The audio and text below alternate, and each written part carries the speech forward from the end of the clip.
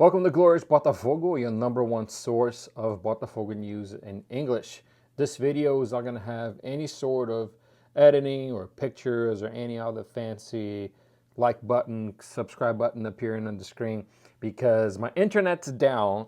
So if I do the video through my computer and then I transfer it to my phone and then try to upload it using my 5G, it might take a little while. So this is going to be a quick video, a video without much editing whatsoever, so I can just get straight to the point and not take forever to upload, or not even upload at all, who knows.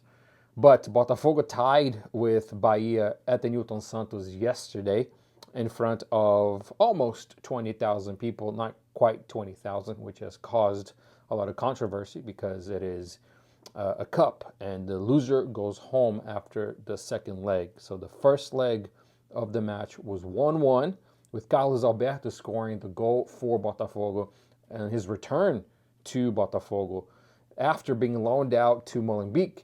He was on the way to Portugal. He was going to be loaned out over there again on the season, but due to Junior Santos' injury, Carlos Alberto is staying. He came on yesterday. He actually started the match. A lot of people thought Chiquinho was going to start, but Igor Jesus played the number 9 role, and then Carlos Alberto came in and scored the goal just at the 7th or 8th minute of the first half, which was a very good first 10 minutes. And then after that, Botafogo just kind of took the foot off the gas and let Bahia get into the game. Bahia found a lot of success in closing the middle of the pitch, and it had to force Botafogo to play out the sides. They just congested in the middle, and it made it very hard to find a pass, to find a cutting pass inside their defense. Every now and then, Botafogo found an opportunity. The second half, Igor Jesus had an opportunity where he won a shoulder tackle, and then he shot it right in and scored the goal.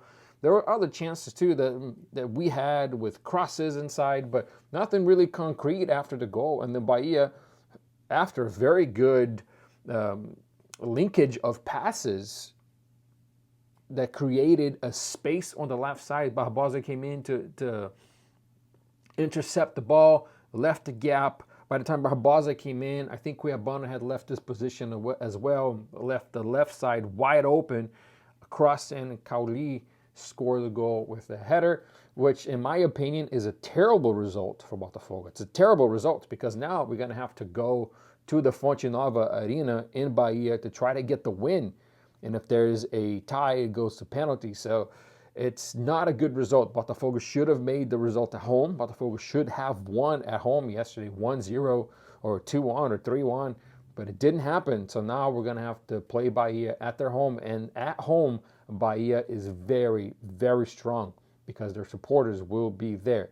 Also, speaking of supporters, I know the tickets are pricey, and I can't be a hypocrite and say, go to the games. If you don't go to the game, you're not supporting the team, because I can't go, right? I live in the United States. I cannot go to the Newton Santos, so I can't say, shame on you for not going, because I can't go.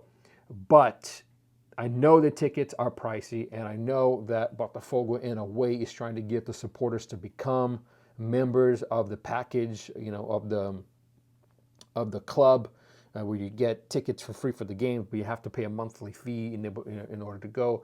And that can be quite pricey too. But if you are able, if you can go to the Newton Santos, it's very important because we are doing well in a lot of these competitions. We're doing well in the Libertadores, we're doing well in the Brasileirão, and doing well still in the Copa do Brasil.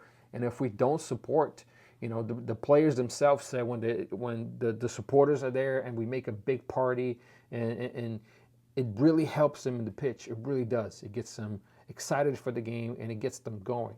So I think it's really important if Botafogo continues to put at least 30,000 plus in the stands. It's about 36, 37 sold out for Botafogo supporters, because you have to give the away team some of the occupancy of the stadium.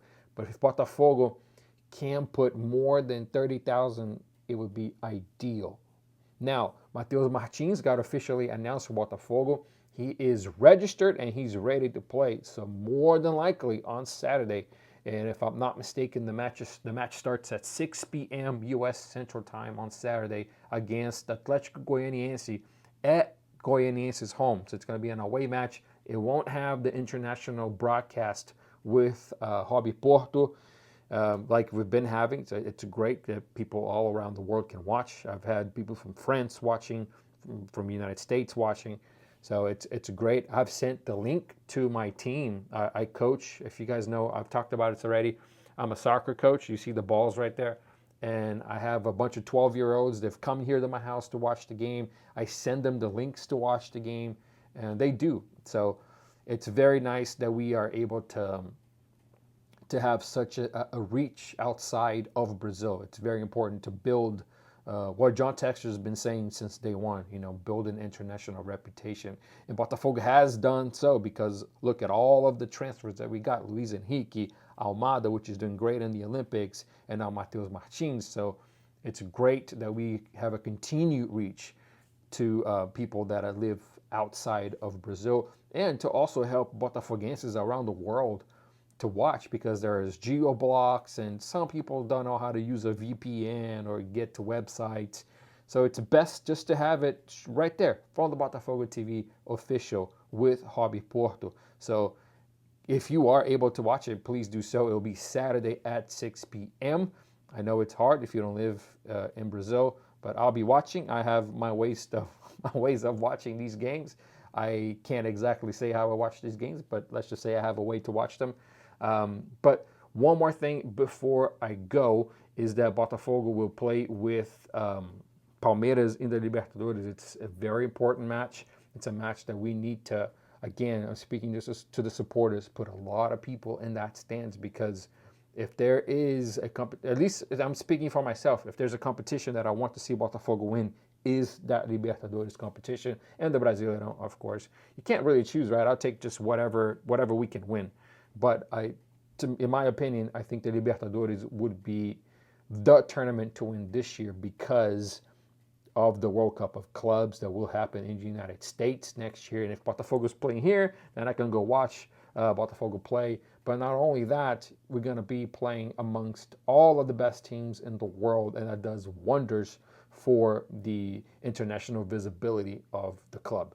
Anyways, if you've gotten here so far, please subscribe, please like. If you're wanting to get Botafogo apparel, please go to Foot Fanatics and use the code Glorious10 to get 10% off. If anything else major happens, like the signing of Georgios Vagianidis, I will come over here and say if Botafogo signed him or not. There is some contradicting information. One said that the club is not very confident that the signing will happen until Friday, and some say that Botafogo is very confident and that it will happen on Friday. So we will see if that happens or not. And until then, I hope this darn internet is fixed and I can bring you a better quality video next time.